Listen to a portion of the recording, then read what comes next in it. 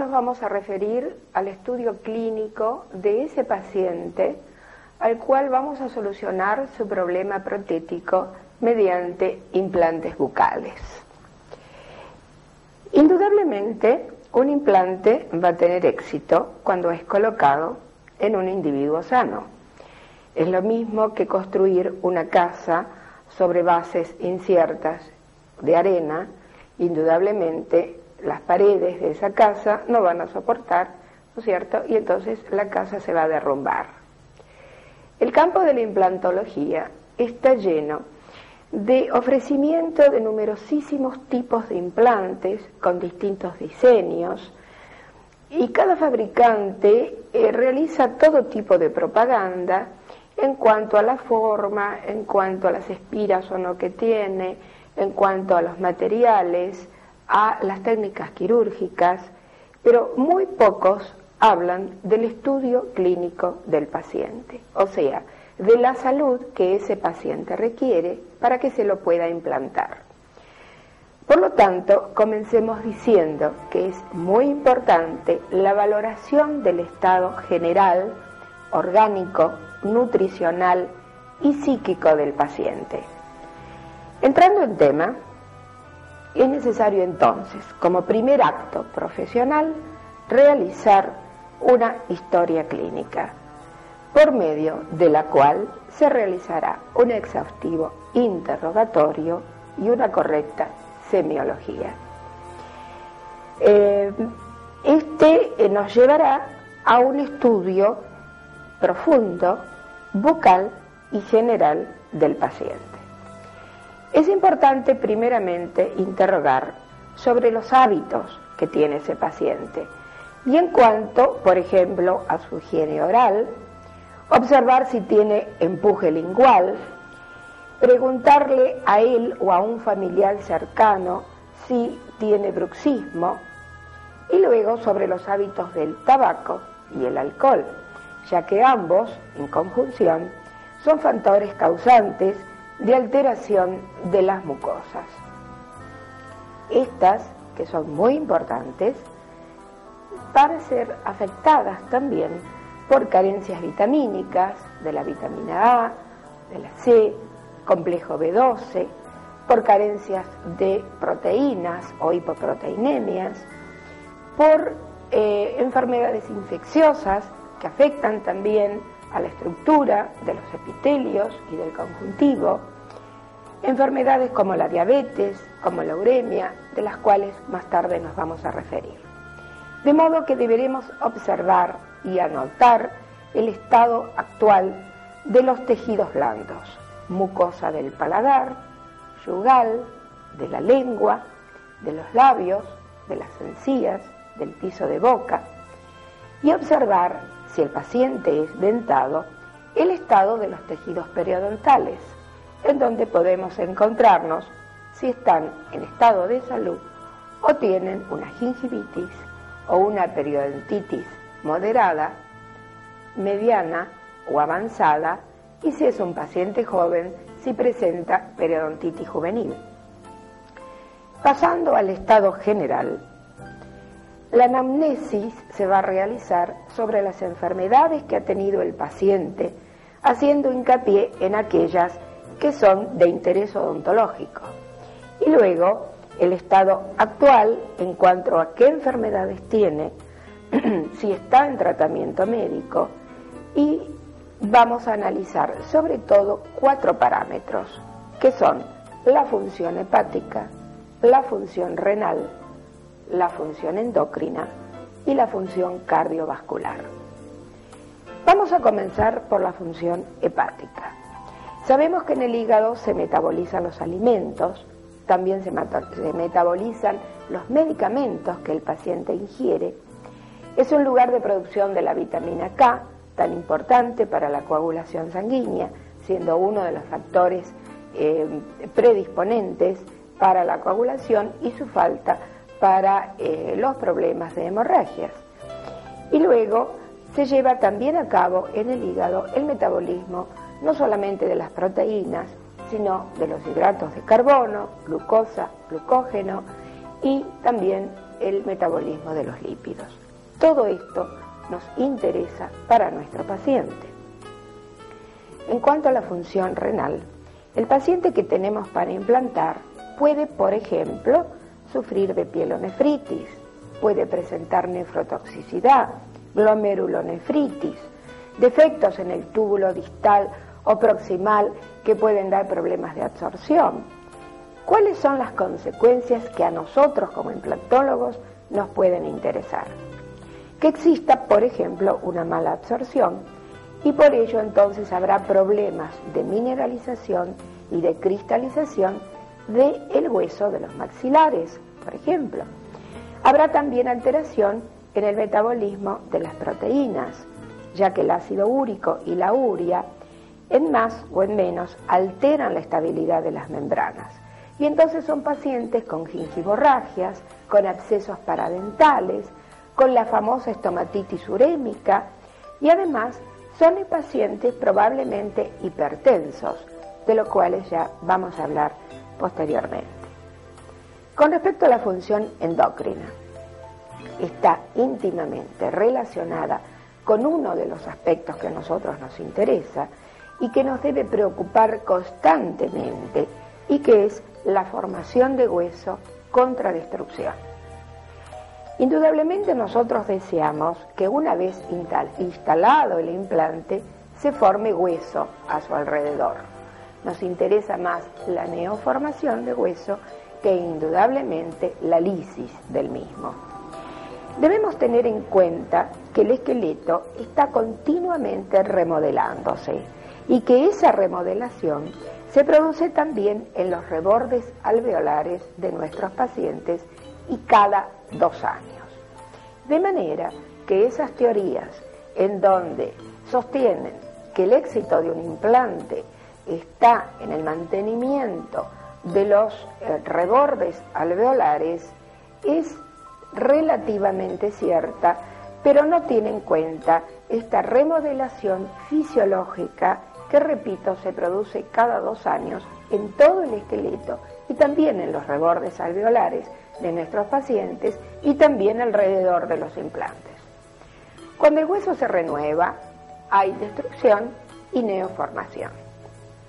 A partir de los 20 años, el hueso se va a reabsorber en un 0.5% de su masa corporal por año. Además, cuando el hueso se remodela, primero se modela el tejido esponjoso y después recién el compacto. Esto cuando se remodela, pero cuando se reabsorbe, que es lo que a nosotros nos interesa, se reabsorbe también primero el esponjoso.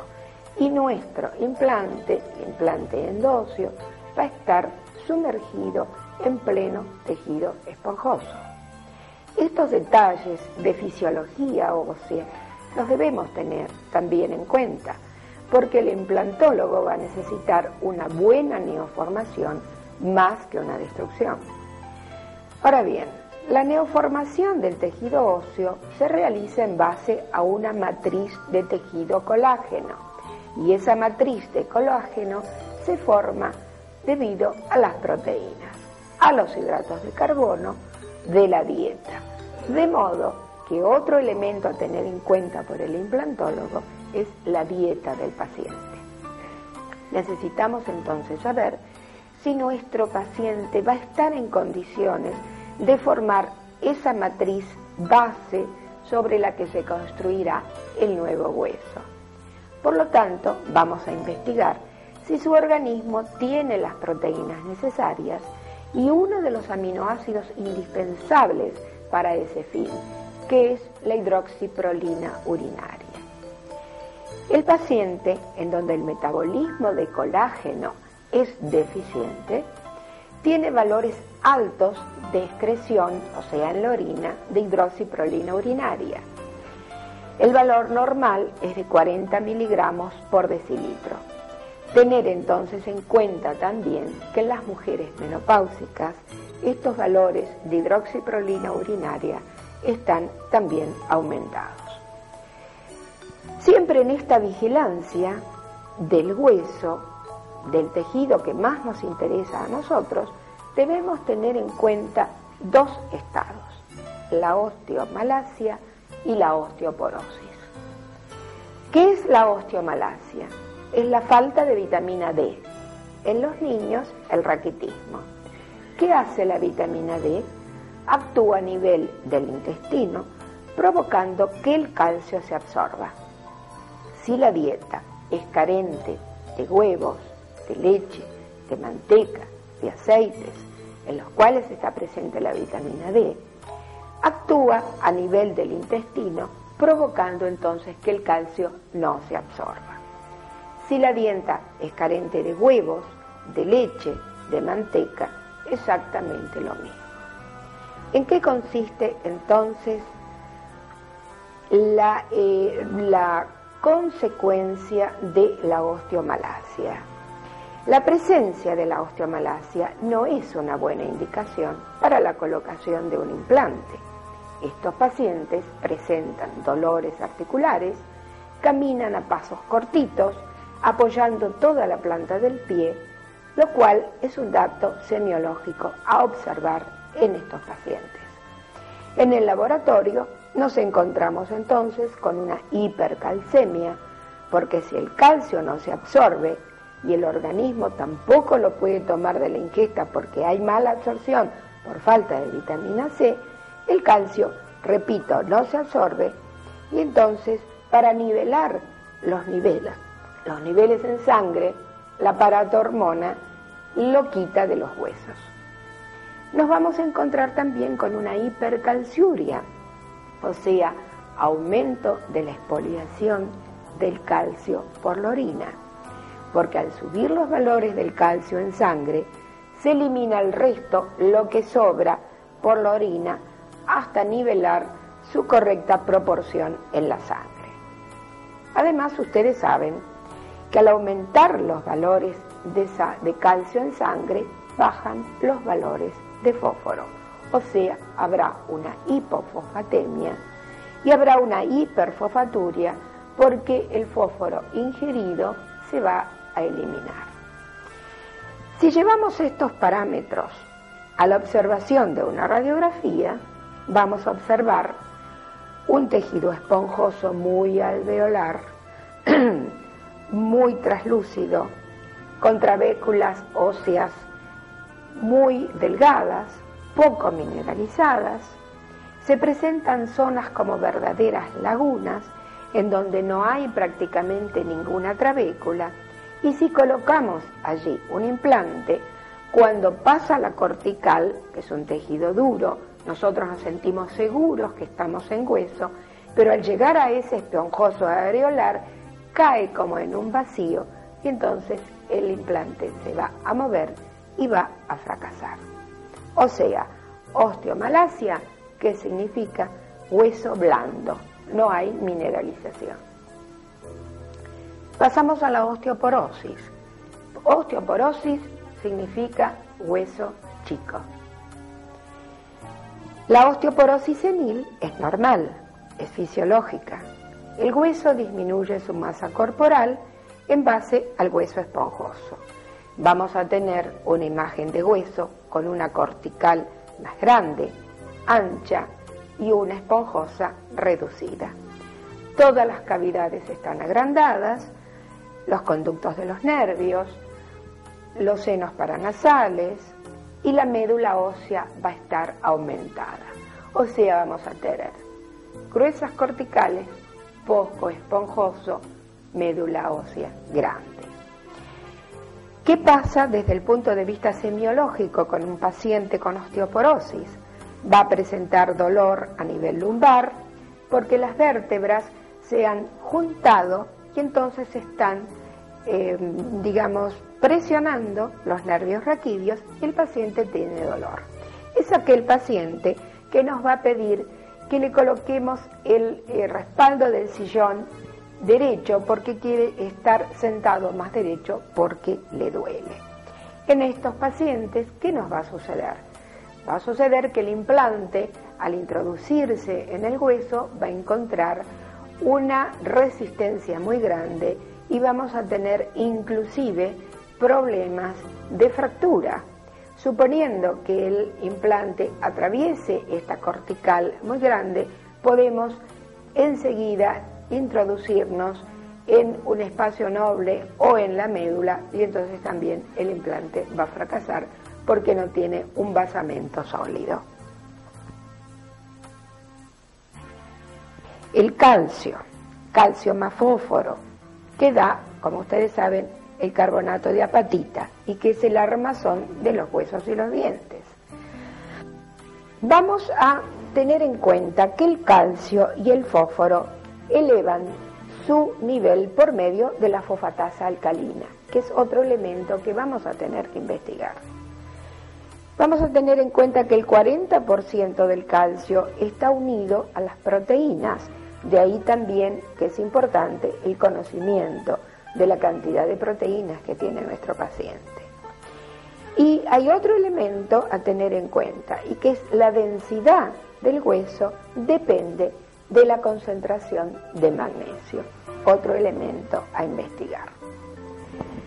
Por último, vemos que el zinc es otro elemento importante y que tenemos que tener en cuenta que alrededor del átomo del zinc se forma la insulina. Entonces entramos ya en el campo de lo que se llama el paciente diabético para implantes. Con respecto a la diabetes, siempre se pregunta uno si es posible colocar implantes en un diabético. Vamos a analizar un poco el tema. Se dice que por un individuo sano en el mundo hay otro individuo diabético. Pero lo que pasa es que no todo el mundo sabe que es diabético. Entonces, por otro lado, tenemos que tener en cuenta también que existen varios tipos de diabéticos.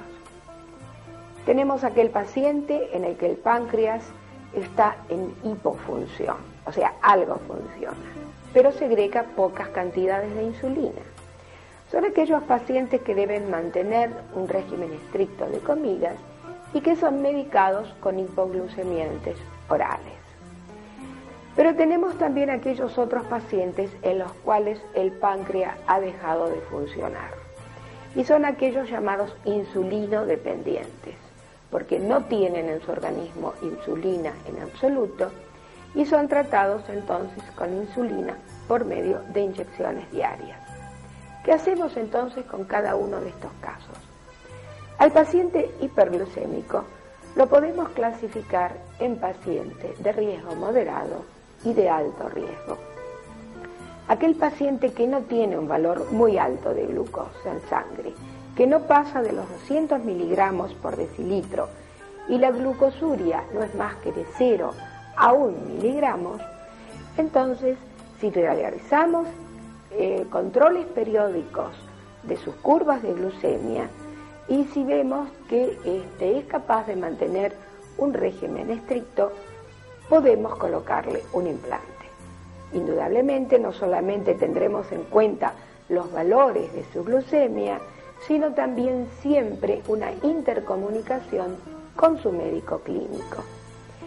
Ustedes saben que el 75% de los diabéticos tienen enfermedad periodontal. Hay facilidad para la formación de abscesos. Hay enfermedad para problemas apicales. La resistencia a los microorganismos está disminuido. Hay encías friables, sangrantes y además es muy probable encontrar la Candida albicans en sus mucosas. Entonces, no solamente tenemos que tener en cuenta la parte clínica, la hiperglucemia, la glucosa en orina, sino también debemos hacer una muy buena observación de sus mucosas. Si el paciente diabético es de mediano o alto riesgo, directamente tendremos que realizar la ecuación de riesgo sobre beneficios. El riesgo es muy grande para someterlo a una implantación, por lo cual tendremos que estar en continua comunicación con el médico clínico y hasta que el paciente no esté absolutamente compensado no podremos garantizar el futuro y la seguridad de ese implante y tendremos, si lo implantamos, graves y serios problemas. Tenemos entonces que analizar por último la función cardiovascular. Nos preguntamos entonces qué hacemos con un paciente que tiene o ha tenido episodios de alteración de su sistema cardiovascular. ¿Qué problemas tenemos que considerar y qué problemas nos pueden llegar a suceder? Por ejemplo, un paciente con angina pectoris. Los pacientes con angina pectoris pueden ser de dos tipos, moderados o graves.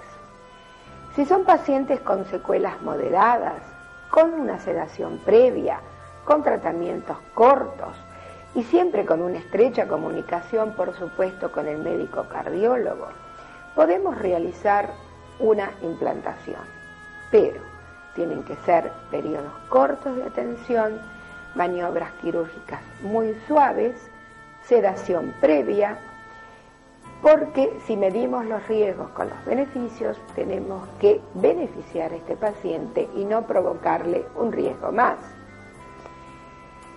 Si son pacientes, digamos, con algunos riesgos, que el médico cardiólogo está dudoso, no le coloquemos un implante. Realmente no nos compliquemos la vida. ¿Qué pasa si el paciente es muy riesgoso? Aquel paciente que ha tenido un infarto de miocardio, es el que produce más riesgo. Es aquel paciente que puede sufrir un ataque en el sillón dental e inclusive puede morirse. Entonces esta es una gran contraindicación para cualquier intervención quirúrgica.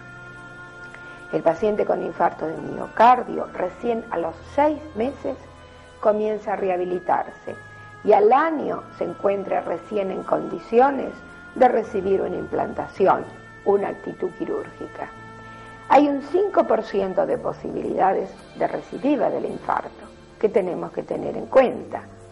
Y entonces tenemos que tener una gran intercomunicación, repito, con su médico cardiólogo, y toda actitud que nosotros realicemos en nuestro consultorio dental tiene que ser con sedación previa, consultas breves, no agresivas. De todas maneras, después de pasados 2 o 3 años, el riesgo entonces es mucho menor. Consideramos luego las arritmias. Hay pacientes que no saben que tienen arritmias, otros sí, porque eventualmente se han hecho un electrocardiograma, han ido a su médico cardiólogo. ¿Qué pasa con estas arritmias? Son importantes, porque no sabemos a qué nos puede llevar, inclusive nos pueden llevar a un infarto. De manera que lo mejor es investigar y dejarlo en manos de su cardiólogo. Y por último, vamos a analizar la hipertensión arterial. O sea, son aquellos pacientes que nos pueden dar sorpresas. La hipertensión arterial puede ser crónica, y ustedes saben que lo normal es de 14,9. Pacientes entre 14,9 y 16,9 es posible realizarles una intervención quirúrgica sin utilizar epinefrina en la anestesia y por supuesto con toda la asepsia que corresponde. Los pacientes que pasan esta cifra ya son peligrosos porque pueden hacer un espasmo cerebral, pueden hacer cualquier alteración cardiovascular, un infarto, una angina pectoris, un derrame de retina e inclusive pueden morirse. De manera que esto hay que valorarlo muy bien. De más está decir, y con respecto a la parte de intervención quirúrgica local, los pacientes hipertensos son muy propensos a las hemorragias intraoperatorias y postoperatorias. Además, son muy proclives a los edemas. Estos pacientes tienen por lo general las encías ingurgitadas, sangrantes y además tienen problemas circulatorios a nivel de las mucosas.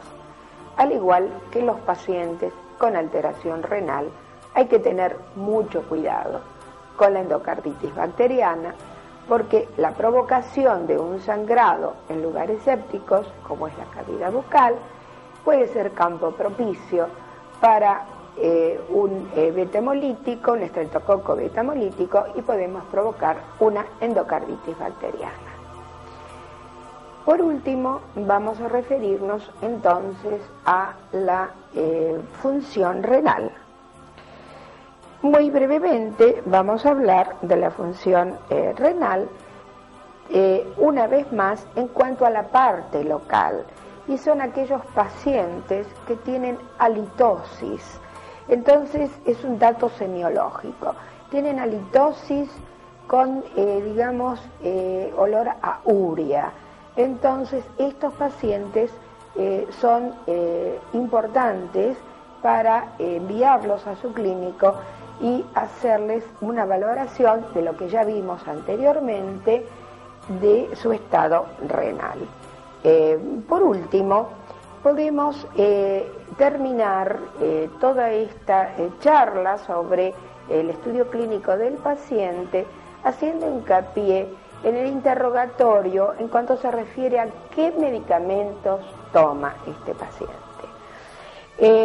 Siempre tenemos que preguntarles qué medicamentos está tomando. Hay gente que se automedica, que toma por costumbre aspirinas, cantidades de aspirinas, por ejemplo, en el día. Los pacientes que tienen dolores por la osteomalacia o por la osteoporosis están tomando continuamente antiinflamatorios o aspirinas también. Sabemos que estos medicamentos alteran la agregación plaquetaria, provocan reabsorción ósea, provocan gastritis, pueden provocar hemorragias. Está comprobado que los antiinflamatorios esteroides provocan también reabsorción ósea, alteran la cicatrización del hueso. Pacientes con angina pectoris que les dicen que están tomando nitroglicerina, son pacientes que tienen una angina pectoris severa y están también tomando propanolol, y estos medicamentos también determinan hiperplasias gingivales, sangrado, etc. O sea, hay muchísimos medicamentos que van a alterar también la cicatrización de nuestros implantes. Es decir, y sintetizando, debemos hacer una historia clínica, una anamnesis pasada y presente, una valoración de los elementos, digamos, que tenemos a la vista, mucosas, la parte dental, el paradencio, y acompañando a todo esto, entonces vamos a pedir una cantidad de análisis clínicos importantes para nuestro estudio del paciente. Siempre digo que nosotros no tenemos la práctica diaria de saber de memoria los valores normales de los análisis clínicos, como los tienen los médicos que están continuamente trabajando con esto. Pero esto no es una contra para que nosotros solicitemos los estudios clínicos. Los estudiamos, los comparamos con los valores normales que los podemos tener escritos, y esto va a ayudar al conocimiento de la salud del paciente. Entonces vamos a pedir un hemograma para saber si nuestro paciente no está en anemia, si no tiene infecciones, por medio de un conocimiento del recuento de los glóbulos blancos, problemas de alteración de plaquetas mediante un recuento de plaquetas. Vamos a pedir, de acuerdo a todo lo que hablamos, una calcemia, una calciuria, una fosfatemia, una fosfaturia, niveles de magnesio, niveles de zinc, fosfatasa alcalina, glucemia, urea, hepatograma, un proteinograma por electroforesis, en donde nos enteraremos no solo la cantidad de proteínas, sino sabremos también cómo están las defensas de este paciente mediante las inmunoglobulinas, una hidroxiprolina urinaria, un tiempo de coagulación y sangría y una eritrosedimentación para ver si no hay alguna infección que está sufriendo nuestro paciente. Con todos estos elementos vamos a acompañar también un pedido de estudio radiológico y pediremos una seriada periapical, una radiografía panorámica, una teleradiografía y, si estamos en condiciones de realizarlo, una tomografía computarizada y un centellograma de toda la cavidad bucal, sobre todo de las partes óseas de los maxilares. Y por último, tenemos que tener también en cuenta las defensas de nuestro paciente, o sea, el sistema inmune. Y vamos a tener en cuenta 3 parámetros importantes. Primero, si nuestro paciente es alérgico, o sea, alergia, lo cual va a traer una cantidad de contraindicaciones en la medicación, en la integridad de las mucosas, que es muy importante para la implantación. En cuanto a la hipersensibilidad, tenemos las llamadas enfermedades autoinmunes.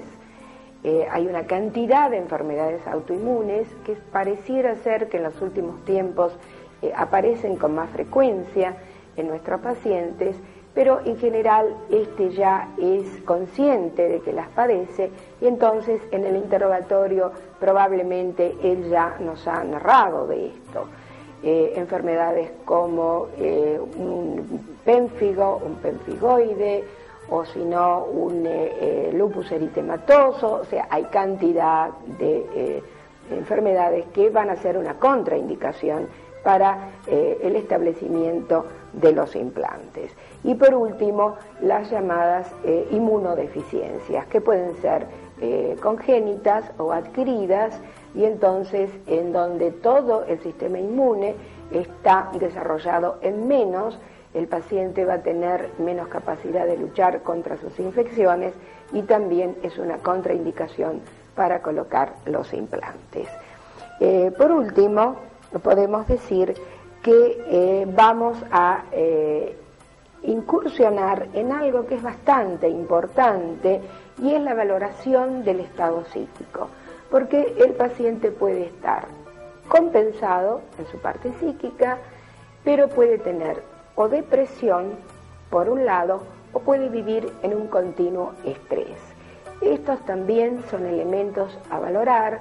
El paciente con depresión no está en las mejores condiciones para soportar las intervenciones quirúrgicas y para asimilarse y para adaptarse a una nueva prótesis y a una rehabilitación que le va a cambiar una cantidad de esquemas en su vida diaria, y entonces no está adecuado ni está preparado para tal cosa.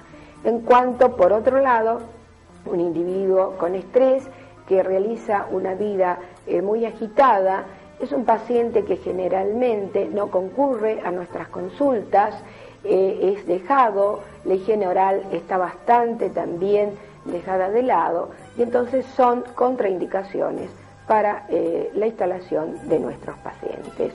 En cuanto a la implantología, que ya vemos que requiere una cantidad de conocimientos y de recaudos previos para poderla realizar. Muchas gracias.